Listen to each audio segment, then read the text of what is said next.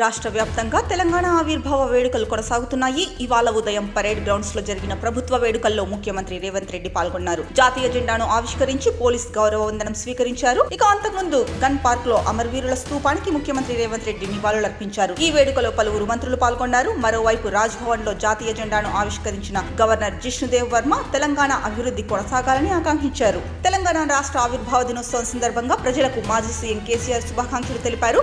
తెలంగాణను దేశానికి ఆదర్శంగా నిలిపాం. అదే స్ఫూర్తిని కాంగ్రెస్ ప్రభుత్వం కొనసాగించాలని కోరుకుంటున్నారు.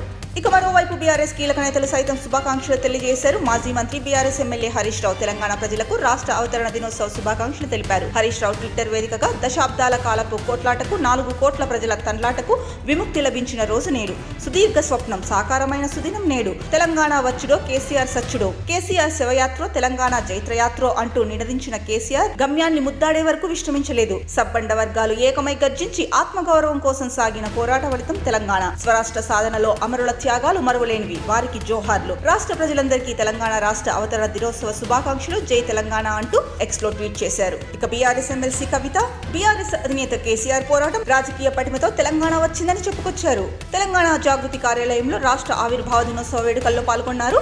ఈ సందర్భంగా కవిత మాట్లాడుతూ జాగృతి కొత్త కార్యాలయంలో మొదటిసారి జెండా ఎగురవేశాం. తెలంగాణ ఉద్యమంలో అనేక మంది తల్లులు బిడ్డలను కోల్పోయారు. అది మనం గుర్తు చేసుకోవాలి. కేసీఆర్ పోరాటం రాజకీయ పటిమతో తెలంగాణ వచ్చింది. మొత్తానికి రాష్ట్రమంతా తెలంగాణ ఆవిర్భావ దినోత్సవ వేడుకలు జరుగుతున్నాయి.